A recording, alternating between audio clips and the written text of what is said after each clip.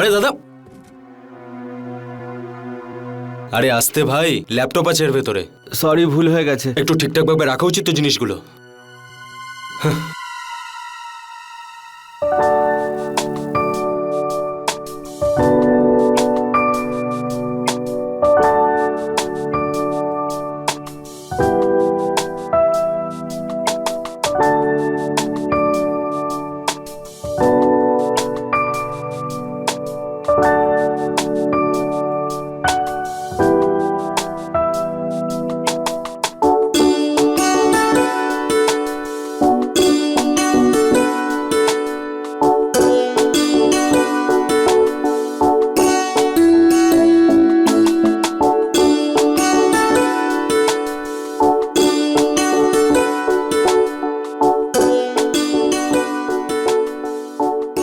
Hello, হ্যাঁ sir, আমরা কিছুক্ষণ আগে শিফট হলাম। 1 ঘন্টার মধ্যে আমি যাচ্ছি। Okay sir.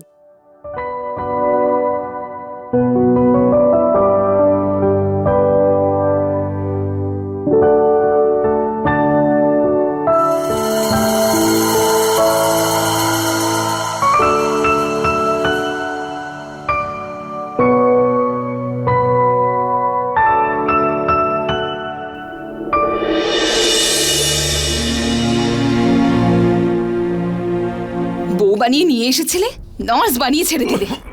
সারা জীবন শুধু কেসেই যাও, যতক্ষণ ওই ছেলেটার ভরসায় দোকানটা বন্ধ হচ্ছে। কিন্তু তুমি কেন চিন্তা করবে? জানো কত বিল ভরা বাকি রয়েছে, মিউনিসিপ্যালিটির, ইলেকট্রিকের। হয়ে যাবে, যেভাবে এতদিন হয়েছে হয়ে যাবে। খুব হবে। চলো ওঠো। আগে যেমন ছিল এখন আর তেমনটা নেই। আরে তুমি কি জানো না বাজারে জিনিসের দাম কত বেড়ে গেছে? ডাক্তাররা ওষুধ বদলে দিচ্ছে, রোজ একটা করে টেস্ট। এই বাড়িটাও বিক্রি হয়ে যাবে তোমার চিকিৎসার কারণে। ভগবানও না জানি কোন পাপের বদলা নিচ্ছে। আরে যেই আসে তোমাকে না আমাকে উপদেশ দিয়ে যায়। আরে একটাবার অসুস্থ স্বামী সেবা করে তো দেখো, তখন বুঝতে পারবে যে কত সত্যিকারের ভালোবাসা।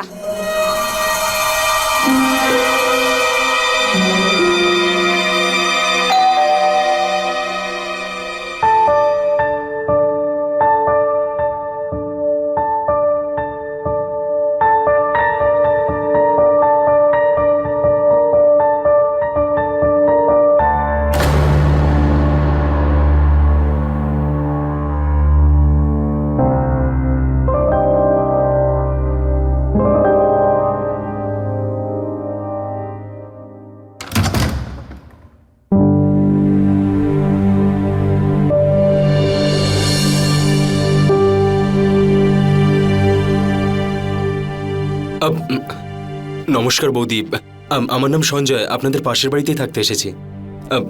সরি আপনাকে ডিস্টার্ব করার জন্য। কোনো ব্যাপার না। তাছাড়া একজন প্রতিবেশী আরেকজন প্রতিবেশীকে সাহায্য করে, তাই আমি আপনার কি সাহায্য করতে পারি? অ্যাকচুয়ালি আমার বাড়িতে এখন জল আসছে না, আর 1 ঘন্টার মধ্যে আমাকে অফিসে যেতে হবে। তাই কোনো প্লাম্বারের নাম্বার পাওয়া যাবে? দেখুন, প্লাম্বারের চক্করে পড়লে কিন্তু আপনার লেট হয়ে যাবে। আপনি এমনটা কেন করছেন না? আপনি আমাদের বাথরুমটা ইউজ করে নিন। চিন্তা করার কিচ্ছু নেই, আমাদের এখানে 2টো বাথরুম রয়েছে। পরে বরং আপনি প্লাম্বারকে ফোন করে দেবেন, ও এসে দেখে যাবে। সেটাও ঠিক আছে।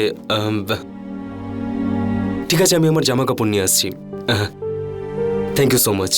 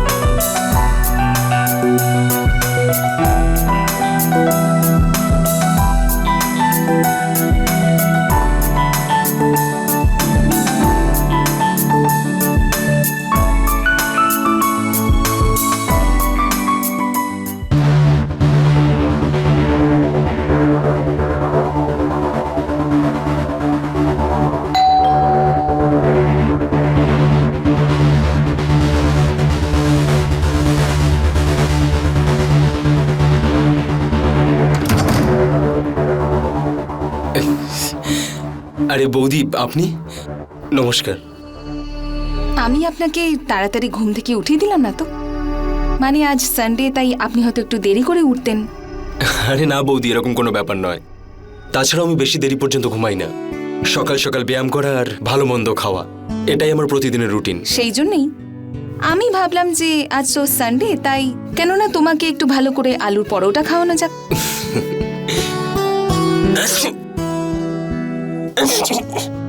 এভাবে খালি গায়ে ঘুরে বেড়ালে কিন্তু এমনিই ঠান্ডা লেগে যাবে। ঠান্ডা লাগলে আদা দিয়ে চাটা বেশ ভালো লাগে। তুমি খাবারটা খাও, আমি জানি। হ্যাঁ ঠিক আছে।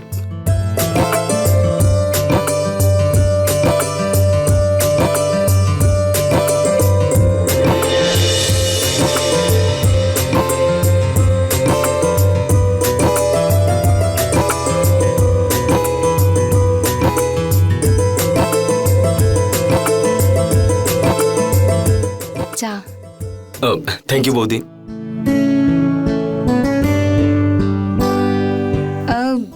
তুমি এমনিতে কি করো? এই এখানেই একটা প্রাইভেট কোম্পানিতে মার্কেটিং এক্সিকিউটিভ। তার জন্য কি কি করতে হয়? আর বলো না বৌদি, সেলস আর মার্কেটিং এর কাজ এত প্রেশার থাকে যে মাথা খারাপ হয়ে যায়। মনে হয় তোমার বিয়ে হয়নি, না হলে তুমি এই কথাটা খুব ভালো করে জানতে। এই প্রেশার নেওয়াটা কাকে বলে? ঠিক বলেছো তুমি, সেই জন্যই তো এখনো বিয়ে করিনি। তাছাড়া বাড়ির লোকেরা বারবার একই কথা বলে। আচ্ছা ঠিক আছে, আমি এখন আসি, আমার স্বামী অপেক্ষা করছে।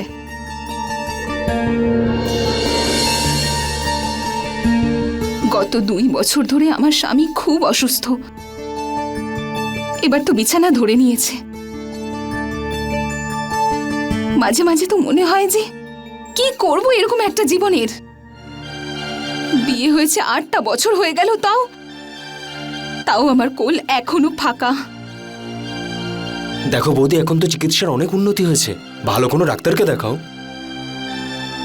ডক্টর বলেছে যে এই ধরনের অসুখে বাচ্চা জন্ম দিতে গেলে যে এনার্জির দরকার পড়ে, সেসব করতে গেলে হয়তো প্রাণহানিও হতে পারে। দিন রাত চেঁচামেচি করে, চিৎচির করতে থাকে। তবু আমি সবকিছু ভুলে সারাক্ষণ সবকিছু সহ্য করে যাই, মেনে নি সবটা।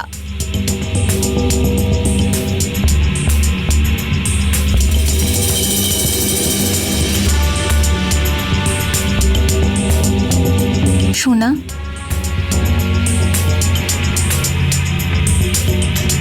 আমাকে দেখে মনে হয় যে আমি এই ধরনের সমস্যার মধ্যে দিয়ে যাচ্ছি?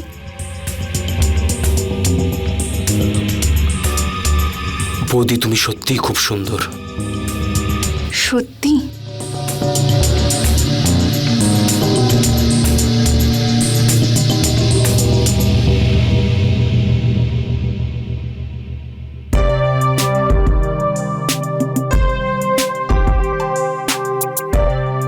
আমার সবথেকে সুন্দর প্রতিবেশী।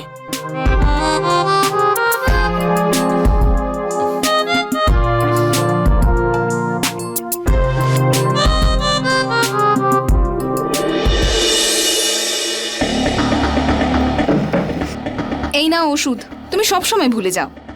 কিন্তু প্রেসক্রিপশনে যা লেখা ছিল আমি তো খেয়েছি। আরে বললাম না তুমি এটা খাওনি, চলো খাও। এই নাও।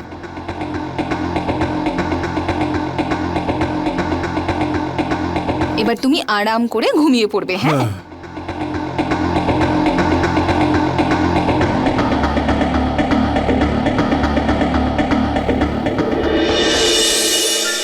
জানো সোনা, এই ভালোবাসাটার জন্য আমি কতদিন ধরে অপেক্ষা করছিলাম। স্বামী থাকতেও আমি এই সুখটা কখনো পাইনি, সেই জন্যই আমি কখনো মাও হতে পারিনি।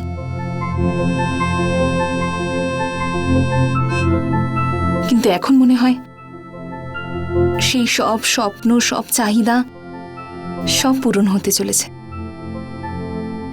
সবে তো আমাদের স্বপ্নের শুরু, সোনা।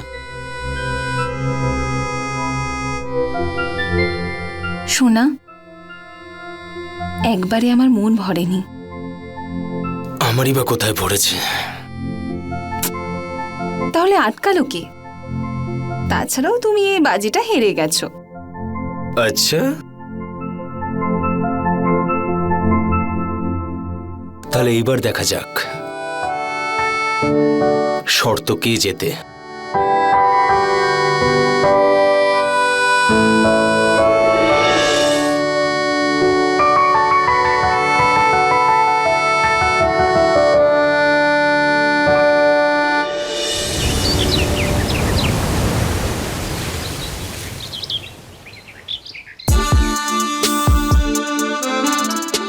কেমন লাগলো আমার গিফটটা?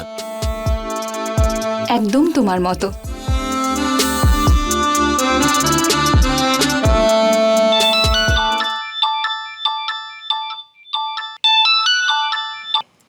হ্যাঁ দাদা। হ্যালো, হ্যাঁ শোন, 22 তারিখ ঠিক হয়েছে। কি ঠিক হয়েছে দাদা? 22 তারিখে আশীর্বাদ, সাথে বিয়ে। অনেক কাজ পড়ে আছে, তুই আজকেই চলে আয়। ঠিক আছে দাদা, তুমি চিন্তা করো না, কাল সকালের মধ্যে আমি পৌঁছে যাব। এখন ফোনটা রাখলাম। আচ্ছা ঠিক আছে, ওকে বাই।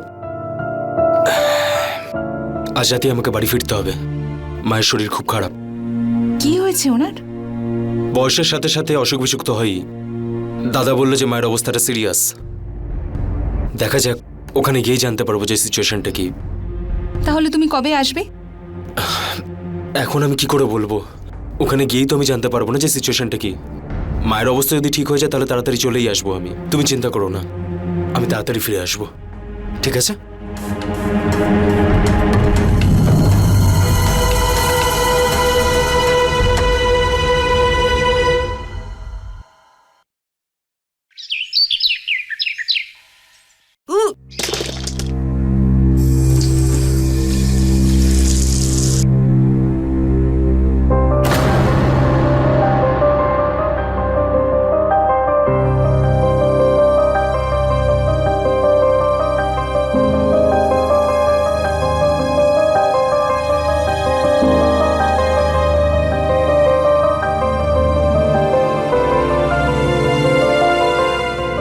যে নম্বরে ফোন করেছেন সেটি এই মুহূর্তে পরিষেবা সীমার বাইরে আছে। আপনি যে নম্বরে ফোন করেছেন সেটি এই মুহূর্তে পরিষেবা সীমার বাইরে আছে।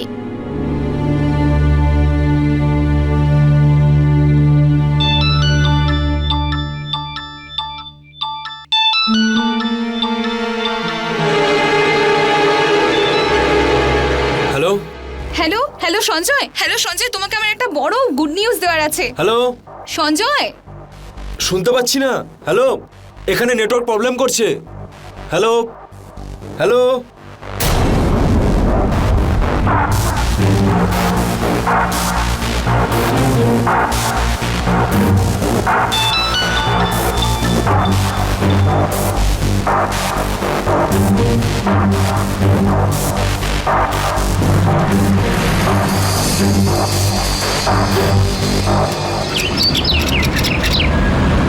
তুমি সারা সপ্তাহ কোনো সিগন্যাল পাওনি?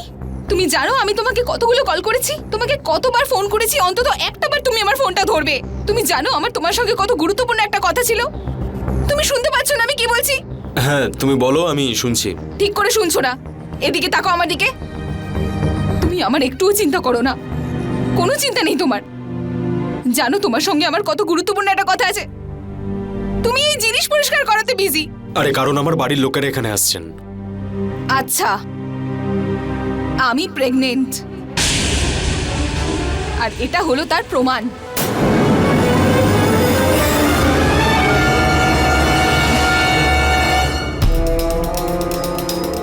তোমার কি মাথা ঠিক নেই নাকি? আমি ভাবলাম তুমি প্রোটেকশন ইউজ করছো। দেখো, আমাদের কাছে অ্যাবর্শন ছাড়া আর কোনো রাস্তা খোলা নেই। আর তাছাড়া ওই পাপকে জন্ম দিয়ে কোনো লাভ নেই। অ্যাবর্ট করে নাও। সঞ্জয়, তুমি কি করে অবসরে কথা বলতে পারো? তুমি জানো আমার মা হওয়া সেই স্বপ্নটা, তুমি আমার স্বপ্নটাকে কি করে শেষ করতে পারো? তা তুমি চাওটা কি? লোকজন তোমার মুখে থুতু ছেটাক? হ্যাঁ, লোকজনকে কি বলবে? কার বাচ্চা এটা?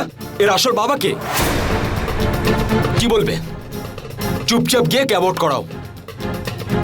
বাজে বাজে কথা বলে যাচ্ছ। আমার কাউকে নিয়ে কোনো চিন্তা নেই, যদি তুমি আমার পাশে থাকো।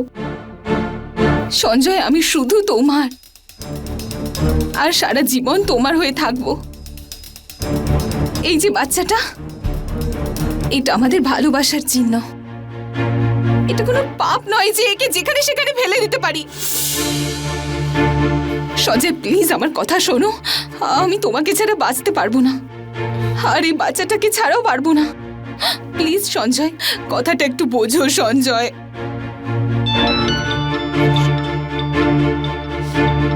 হ্যালো, হ্যাঁ দাদা, আমি কয়েকদিনের মধ্যে আসছি। হ্যাঁ, এখানে সব ঠিক হয়ে গেছে।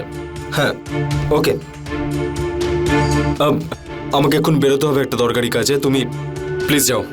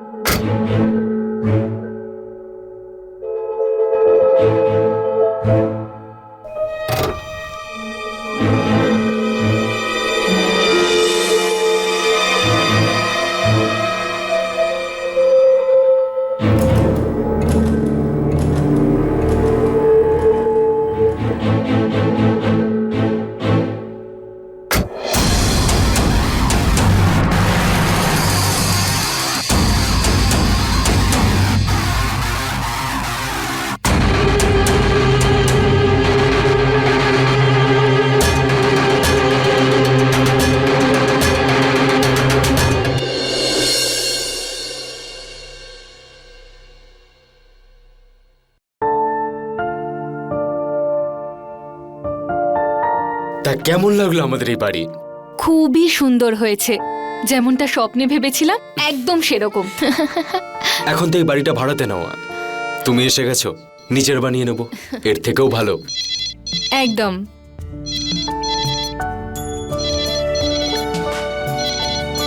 হ্যালো স্যার, ছাদে জলের সমস্যা হয়েছে, একটু তাড়াতাড়ি আসুন। আচ্ছা ঠিক আছে। কীর্তি শোনো, টেরেসে কিছু জলের প্রবলেম রয়েছে, জল যদি না আসে তাহলে প্রবলেম হয়ে যাবে। আমি একটু গিয়ে দেখে আসছি। তাড়াতাড়ি আসবে।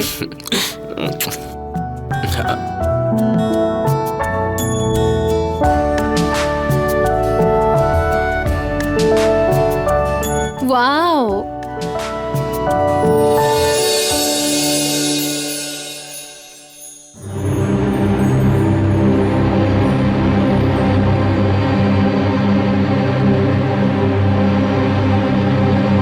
এখানে তো কেউ নেই।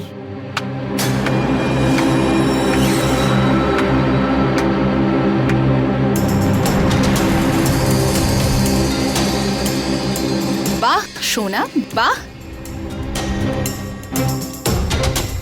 খুব চালাকি করে নিয়েছো তুমি। তুমি কি ভেবেছিলে আমি সত্যিটা কখনো জানতে পারবো না? আমি এদিকে তোমার সন্তানের মা হতে চলেছি, আর তুমি ওদিকে বিয়ে করে নিলে। বাহ, আচ্ছা, তার মানে সেদিন বাড়ি পরিষ্কার হচ্ছিল? হ্যাঁ, আমি এটা স্বপ্নেও ভাবিনি যে তুমি আমাকে ঠকিয়েছো।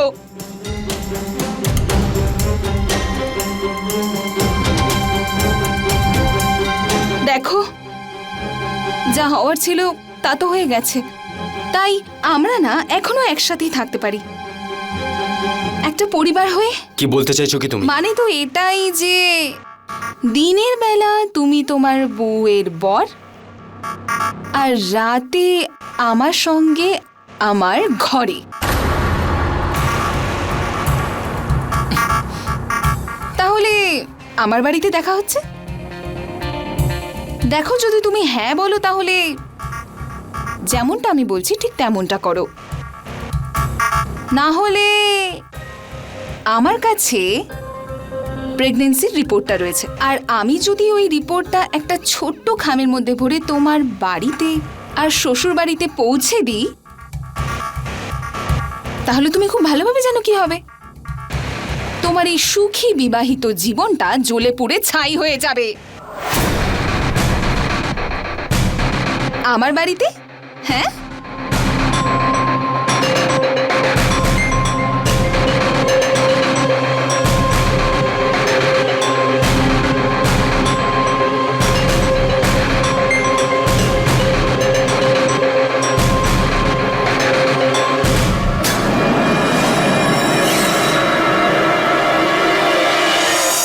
নিজের স্বপ্নের শহরে এটা সঞ্জয়ের জন্য সবথেকে বড় শিক্ষার শুরু ছিল।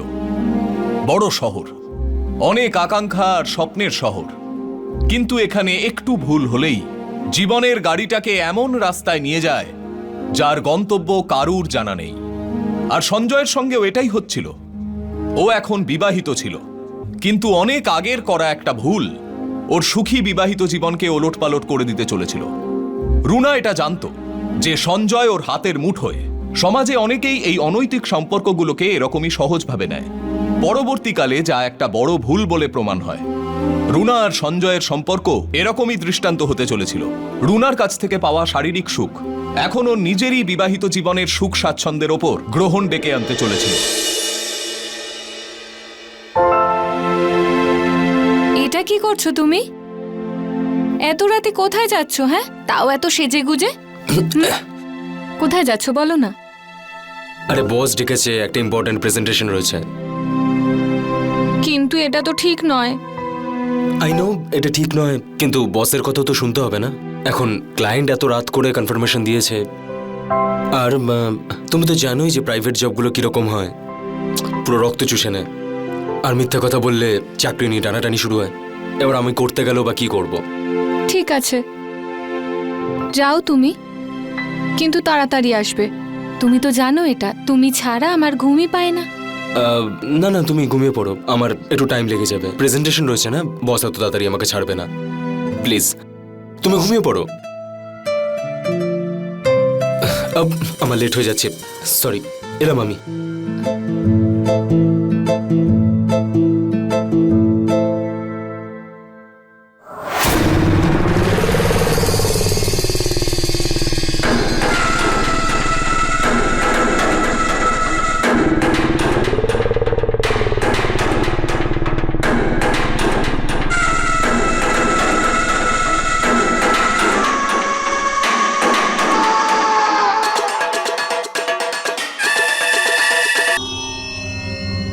এবার জানতে পারলে যে আমি তোমাকে কতটা ভালোবাসি।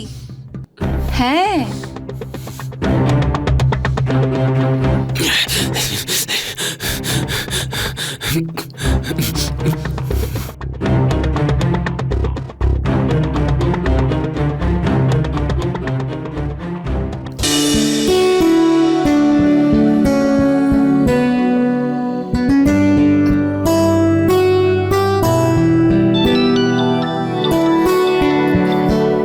হ্যালো। আসলে আমি তোমাকে না বিরক্ত করতে চাইনি সঞ্জয়, কিন্তু কথাটাই এত গুরুত্বপূর্ণ ছিল যে এড়িয়ে যাওয়া যাবে না। আমার আর্জেন্টলি কিছু টাকার দরকার। কত চাই? এই ধরো 1 লাখ। কি? আরে এখন কি আমার এইটুকু অধিকার নেই যে তোমার শ্বশুরবাড়ি থেকে পাওয়া টাকা থেকে আমি কিছুটা নিজের জন্যও কাজে লাগাই? সঞ্জয়, এখন তো এই টাকাগুলো তোমার হাতের ময়লা। আমার শুধু টাকার দরকার, আর সেটাও আজকেই। ওকে ওকে স্যার, ওকে স্যার।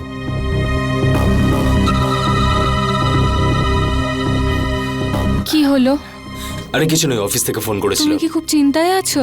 আরে কিছু না, সব ঠিক আছে তো? সব ঠিক আছে।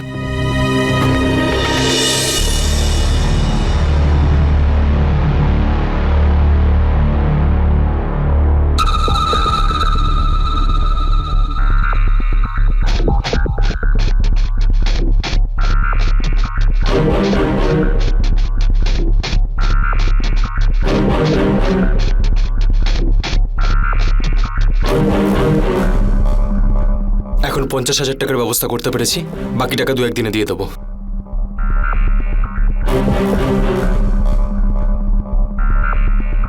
এতটাও কি তাড়া তোমার আমার সোনা?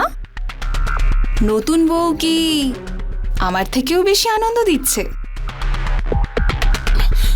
তুমি যখন আমাকে পা থেকে ভালোবাসতে শুরু করো তখন আমার বেশ ভালো লাগে। চলো করো, এবার করো না। আরে যাও না, করো।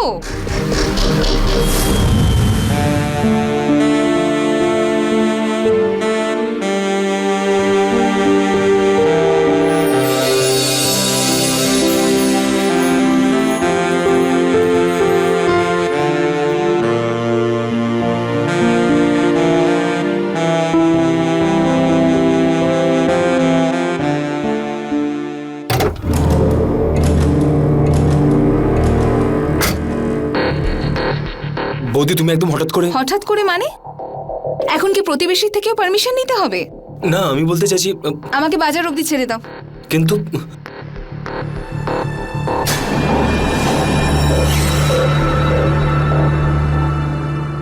এমন একটা অবৈধ শারীরিক সম্পর্ক যেটা বিয়ের পর সঞ্জয় খুব সহজেই ঝেড়ে ফেলবে ভেবেছিল, এখন একটা ভয়ঙ্কর রূপ ধারণ করেছিল।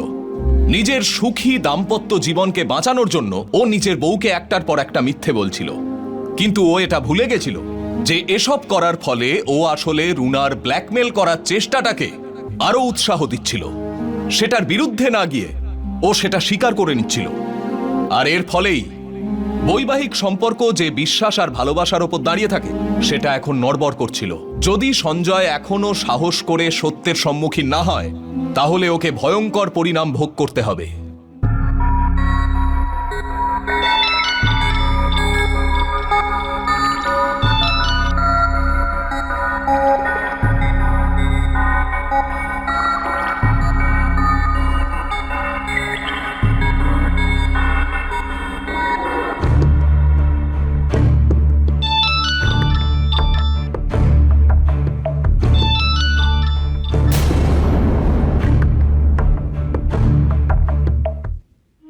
মনে হয় ও আমাকে ঠিক হালকাভাবে নিচ্ছে।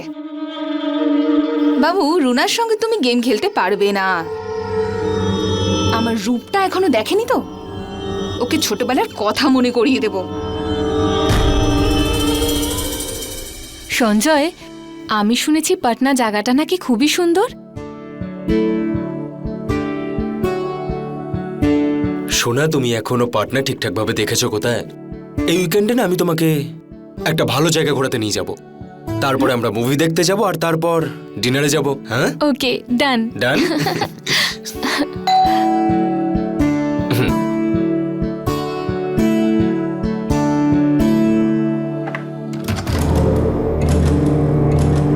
আবার কি চাই তোমার?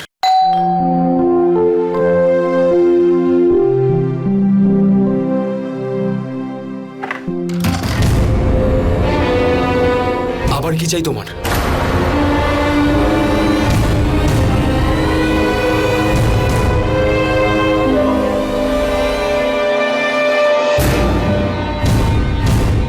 আমার নাম হলো রুনা সিনহা, তোমারই প্রতিবেশী আমি। সঞ্জয় বোধহয় তোমার সঙ্গে আমার দেখা করাতে লজ্জা পাচ্ছে। ও তো সেই দিন দেখাই করালো না আমাকে।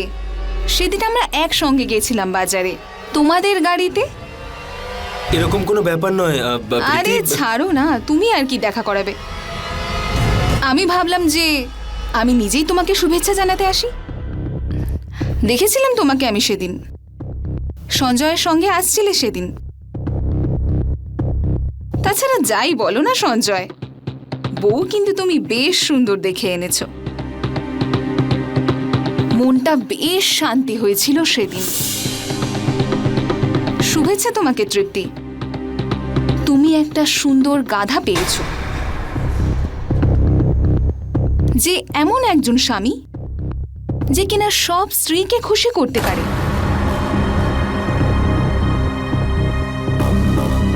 তোমাকেও বেশ ভালো রাখবেও।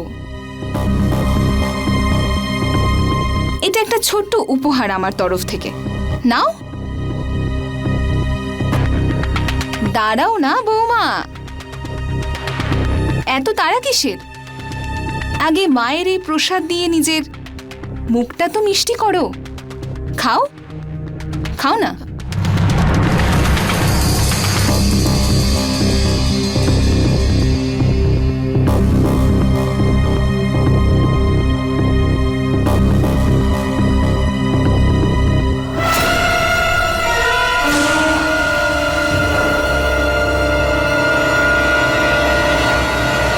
একটু মন দিয়ে দেখো, প্রেগন্যান্সি পজিটিভ কিট,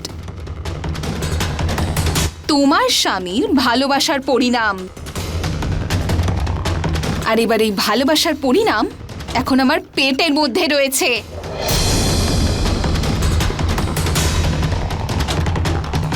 সঞ্জয়, তুমি আমাকে এভাবে ঠকালে কেন?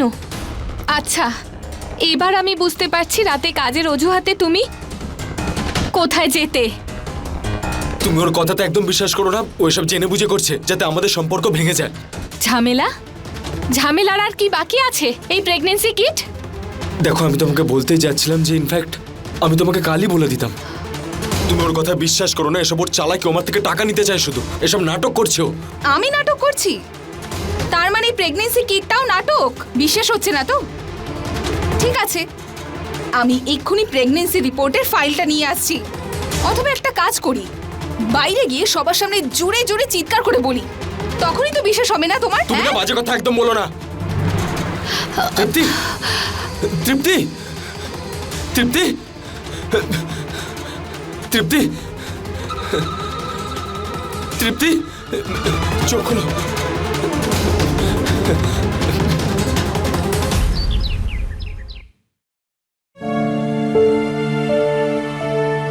ডাক্তারবাবু, প্লিজ আমার ওয়াইফকে সুস্থ করে তুলুন। আমি ওকে খুব ভালোবাসি। ওর কোনো দোষ নেই। ও তো আমাকে ভীষণ ভালোবাসে। এইসব কিছু আমারই পাপের ফল। চিন্তা করার কোনো দরকার নেই, ওনার সব বিপদ কেটে গেছে। ভালো করেছেন যে আপনি সময় মতো ওনাকে এখানে নিয়ে এসেছেন, নয়তো ওনাকে বাঁচানো খুবই মুশকিল হয়ে যেত। বিষ সারা শরীরে ছড়িয়ে গেলে তখন আর কিছুই করার থাকতো না। বিষ? এসব কি বলছেন আপনি? হ্যাঁ, বিষ। রিপোর্ট ডিটেলস বলছে যে ওনাকে বিষ দেওয়া হয়েছে। কিন্তু এটা কি করে হতে পারে? বাড়িতে তো শুধু আমরা দুজনেই ছিলাম। আর ও তো কিছুক্ষণ আগেও পুরোপুরি সুস্থ ছিল, বরং বাইরে যাওয়ার জন্য রেডি হচ্ছিল। তাহলে এটা কি মিস্টার সঞ্জয়? কেসটা কিন্তু ভীষণই গুরুতর। আপনাকে সন্দেহ করা হচ্ছে। আবার এটা নয় তো যে আপনি কোনো পণ নেওয়ার চক্করে আছেন? স্যার, এসব কি বলছেন আপনি? যদি আপনার বিশ্বাস না হয় তাহলে আত্মীয়দের জিজ্ঞেস করতে পারেন। বিয়েতে 1 টাকাও নিইনি আমি। কিন্তু একটা ব্যাপারে তো আমারও সন্দেহ হচ্ছে। আমি ভালো মতো জানি যে এসব ওই রুনাই করেছে। ও তৃপ্তিকে দেখে হিংসা করতো, আমাকে আরো ইউজ করতে চাইছিল। আমি মানছি যে আমার বিয়ের আগে ওর সাথে ইলিগাল অ্যাফেয়ার ছিল, কিন্তু বিয়ের পরেও আপনি চলুন আমাদের সঙ্গে।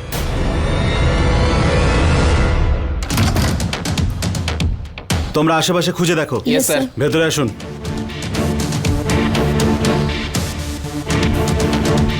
রুনা কোথায়? ও বাজারে গেছে। কিন্তু কি হয়েছে? রুনা তৃপ্তিকে বিষ খাইয়ে মেরে ফেলার চেষ্টা করেছে। কি?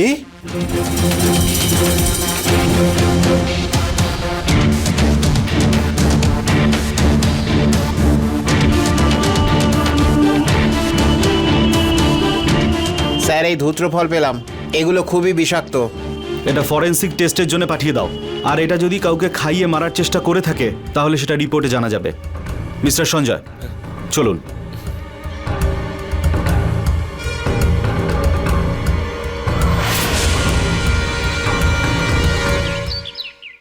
এই নাও ওষুধ। এখনো সময় আছে।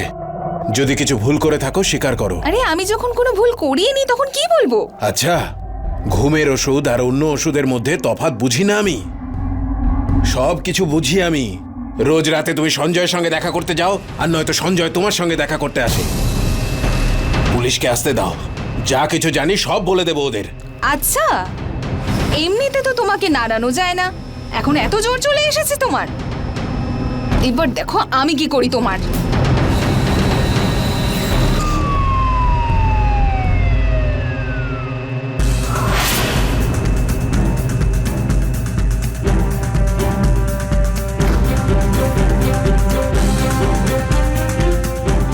রুনা কোথায়?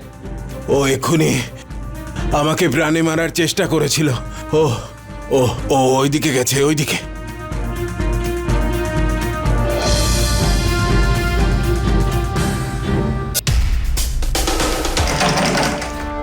স্যার, দরজা ভিতর থেকে বন্ধ। ভেঙে দাও এটা।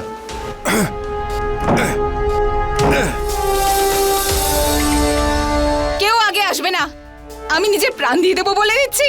দাঁড়াও, কেউ আগে যেও না, দাঁড়াও। কেউ এগিয়ে আসবে না, শুনলে তোমরা সবাই? যা হওয়ার হয়েছে, আপনি সঠিক বিচার পাবেন। এমনটা করবেন না। কুল ডাউন, আপনি নিজেকে শান্ত রাখুন। চলে যাও এখান থেকে, বেরিয়ে যাও সবাই, পালাও এখান থেকে। দেখুন, একটু বোঝার চেষ্টা করুন, এসব স্টেপ নেওয়ার কোনো দরকার নেই আপনার।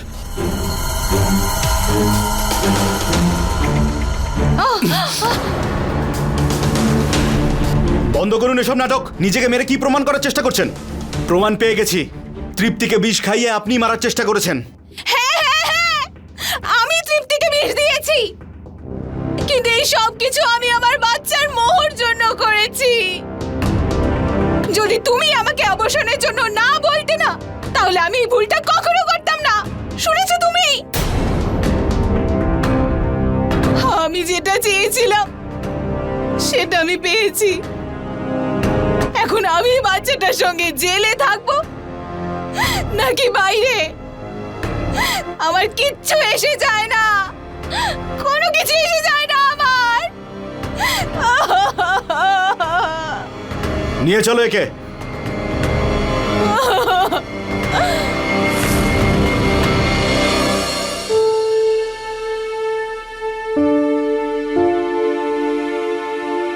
আমাকে ক্ষমা করে দাও। যদি আমি রুনার সাথে ভুল পথে না যেতাম আর ব্ল্যাকমেল না হতাম, তাহলে তোমার আজকে এই অবস্থা হতো না। প্লিজ শোনো, আমাকে ক্ষমা করে দাও। I am really sorry. Promise করছি তোমায়, আমি কখনো এই ভুলটা আর করবো না। তোমাকে ছেড়ে আমি আর কোথাও যাব না। প্লিজ।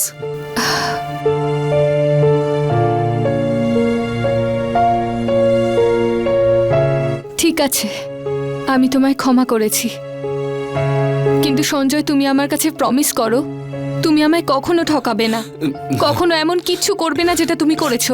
কোনোদিনও। আমাদের মধ্যে অন্য কেউ আসবে না সঞ্জয়, প্রমিস? I promise. অনেক সময় বন্ধু, প্রতিবেশী বা বিভিন্ন সম্পর্কে আমরা ছোটখাটো ব্যাপারগুলোর দিকে নজর রাখি না, আর আমাদের এই অসাবধানতা অনেক সময় ভবিষ্যতে আমাদের মারাত্মক পরিণামের দিকে ঠেলে দেয়। রুনা আর সঞ্জয়ের এই অনৈতিক সম্পর্কের এটাই পরিণাম হলো। সঞ্জয়কে প্রলুব্ধ করে রুনা যদি ভুল করে থাকে, তাহলে বিয়ের আগে সুন্দরী প্রতিবেশীর সঙ্গে ফ্লার্ট করা সঞ্জয়ও মোটেই ঠিক ছিল না। এক মারাত্মক পরিণাম নিয়ে এলো এই অবৈধ সম্পর্ক। রুনার জন্য এটা যত বড় ভুল প্রমাণ হলো, ততটাই দুষ্পরিণাম সঞ্জয়েরও হলো। একবার ভেবে দেখুন, এসবের মধ্যে তৃপ্তির কি দোষ ছিল যে সঞ্জয়ের সঙ্গে একটা সুখী বিবাহিত জীবন কাটানোর স্বপ্ন দেখেছিল? কিন্তু একদিকে সঞ্জয় বিয়ের আগে রুনার সঙ্গে ঠিক করেনি, না তো বিয়ের পর তৃপ্তির সঙ্গে। যখন রাস্তাটাই ভুল হয়, তখন মানুষ ভুল পদক্ষেপ নিতে দেরি করে না। এই গল্পে রুনার ব্ল্যাকমেল করা আর সঞ্জয়ের ব্ল্যাকমেল হতে থাকা তৃপ্তির পক্ষে প্রাণঘাতী হতে পারত, কিন্তু ওর ভাগ্য ভালো ছিল তাই ও বেঁচে গেছে। আর সঞ্জয় ক্ষমা চাওয়ার পরে তৃপ্তি ওকে বিয়ের মর্যাদা রক্ষা করার প্রতিজ্ঞা করে ক্ষমা করে দিল। আজ ওরা একটা সুখী জীবন কাটাচ্ছে। আর খুনের চেষ্টার অভিযোগ প্রমাণ হয়ে যাওয়ার পরে রুনা জেলের গড়াদের পেছনে নিজের অপরাধে শাস্তি ভোগ করছে।